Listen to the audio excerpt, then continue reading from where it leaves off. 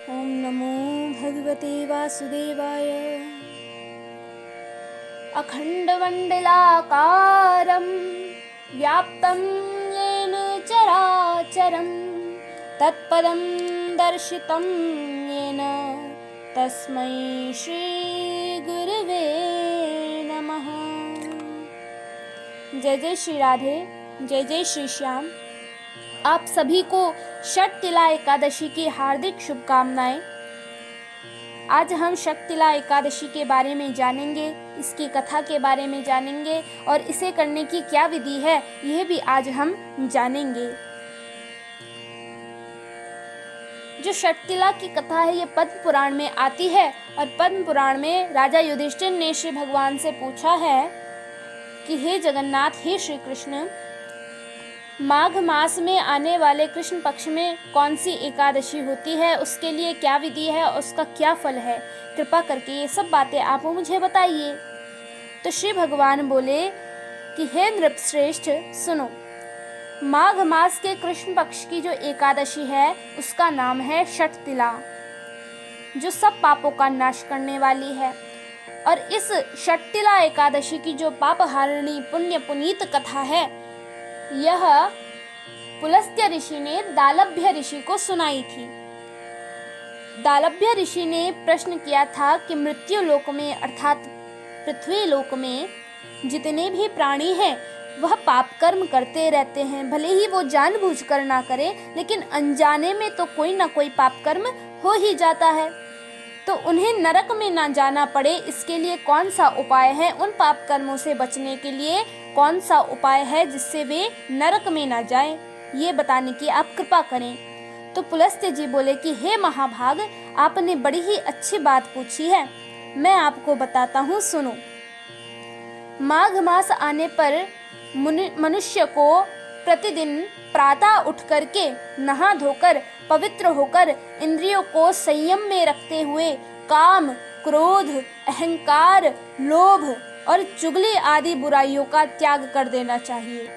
देवादिदेव भगवान का स्मरण करके जल से पैर धोकर भूमि पर पड़े हुए गोबर का संग्रह करना चाहिए और उसमें तिल और कपास मिला करके 108 पिंडिकाएं बनानी चाहिए।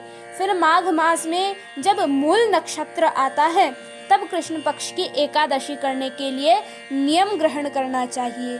भली भांति स्नान करके पवित्र होकर शुद्ध भाव से देवादिदेव भगवान श्री विष्णु की पूजा करनी चाहिए। कोई भूल हो जाने पर श्री कृष्ण का नाम उच्चारण करना चाहिए। रात्रि को जागरण और होम करना चाहिए। चंदन, कपूर, नैवेद्य आदि सामग्री से शंख चक्र गदा पद्म धारण करने वाले देव देवेश्वर श्री भगवान की पूजा करनी चाहिए और उसके बाद भगवान का स्मरण करके बार बार श्री कृष्ण का नाम उच्चारण करते हुए कुम्हड़े, नारियल अथवा बिजौरे के फल से भगवान की विधि पूर्वक पूजा कर अर्घ देना चाहिए। यदि सामग्रियों के अभाव है, कुछ सामग्रियां आपके पास नहीं है, तो 100 सुपारियों के द्वारा भी पूजन और अर्घदान किया जा सकता है। और अर्घ देने का जो मंत्र है वह इस प्रकार है। कृष्ण कृष्ण कृपालुस्त्व मगतीनां गतिर्भव संसारार्णवमग्नानां प्रसीद पुरुषोत्तम। नमस्ते पुंडरीकाक्ष, नमस्ते विश्वभावन सुब्रह्मण्य, नमस्तेस्तु महापुरुष पूर्वज। ग्रहणार्घं मया दत्तं लक्ष्म्याः सह जगत्पते। यदि आप मंत्र उच्चारण ना कर सके या आपको ये मंत्र याद ना हो तो आप इसकी जो हिंदी व्याख्या है वो बोल करके भी अर्घ दे सकते हैं। इसका अर्थ जो है वो हम आपको बता देते हैं। इस मंत्र में कहा गया है कि हे सच्चिदानंद स्वरूप श्री कृष्ण, आप बड़े ही दयालु हैं। हम आश्रयहीन जीवों के आप आश्रयदाता हैं।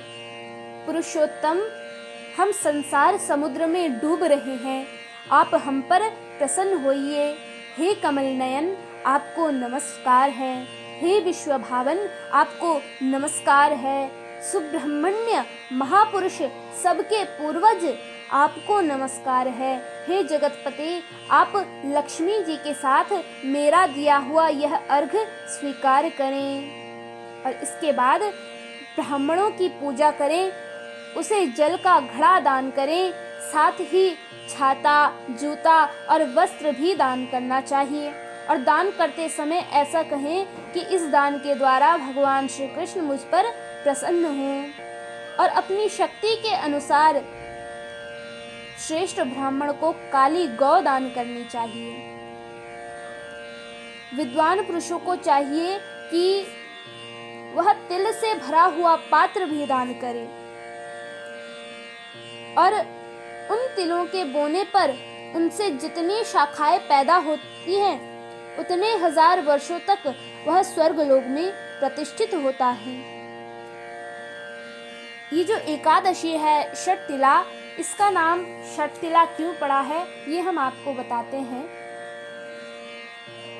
क्योंकि इस दिन तिल के पानी से, तिल के जल से स्नान करना चाहिए, पहली चीज। दूसरी चीज, तिल का उपटन लगाना चाहिए। तीसरी चीज, तिल का दान करना चाहिए, तिल से होम करना चाहिए और तिल का मिलाया हुआ जल पीना चाहिए और तिल को भोजन के काम में भी लेना चाहिए। तो ये 6 कार्य जो तिल से होते हैं, ये तिल के करने से, इसलिए इस एकादशी का नाम षटतिला पड़ा है। षट का अर्थ होता है 6। तो 6 काम में जो तिल आता है उसके कारण इस एकादशी का नाम षटतिला पड़ा है, जो सब पापों का नाश करने वाली है। इसलिए